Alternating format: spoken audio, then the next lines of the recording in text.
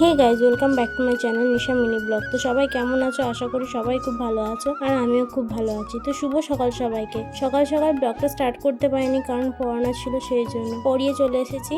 এসে স্নান করে রেডি হয়ে গেছি, ড্রেস পরে নিয়েছি, খেয়ে দিয়ে এবার বেরিয়ে যাবো। তো বেরিয়ে গেছি, দেখতেই পাচ্ছ, কারণ আমি টিচিং করাতে যাই স্কুলে, মানে বাচ্চাদের পড়াতে যাই। তো চলে যাচ্ছি, বাবা আমাকে দিয়ে আসতে যাচ্ছে, বেরিয়ে পড়েছি।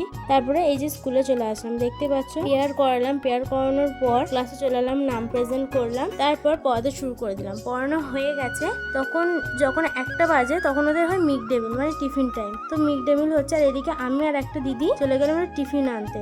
তো টিফিন নিয়ে চলে এসেছি, দেখছো এরা সবাই মিড ডে মিল খাচ্ছে। তো আমরা উপরে চলে গেলাম টিফিন খেতে। তো আমরা এদিকে খাচ্ছি, টিফিন প্রায় শেষ হয়ে গেছে খাওয়া দাওয়া। দিয়ে একটা স্টুডেন্ট এসে বললো, বসেছিলাম, একটা স্টুডেন্ট এসে বললো যে ম্যাডাম চোখটা একটু বন্ধ করো।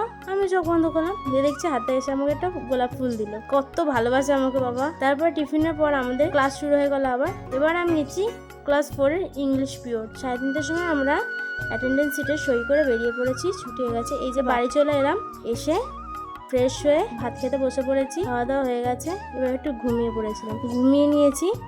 ঘুম থেকে উঠে দেখছি কাকা এসে, বাবা বলছে খিদে পেয়েছে, তাহলে একটু চা কর। আর আমিও এদিকে চা বানাতে চলে গেলাম। চা করা হয়ে গেছে, এদিকে আছে চাল ভাজা, মুড়ি, ভুজিয়া ইত্যাদি দিয়ে সবাই খাচ্ছে। খাওয়ার পর তারপর আমি একটু প্রজেক্ট করতে বসলাম। রাত যখন 10, 10:30 বাজে, তখন মা ভাত বেড়ে ডাক দিল যে আয় খেতে আয়। তো খেতে চলে গেলাম, খাওয়া দাওয়া হয়ে গেছে, দিয়ে বাসনগুলো বাইরে চলে গেলাম। বাসনটা মাজা হয়ে গেছে, দিয়ে ঘরে চলে এসেছি। তো আজকের ব্লগটা এইটুকুনি। যদি তোমাদের ভালো লেগে থাকে তাহলে চ্যানেলটা সাবস্ক্রাইব করে দিও, লাইক, কমেন্ট আর শেয়ার করে দিও।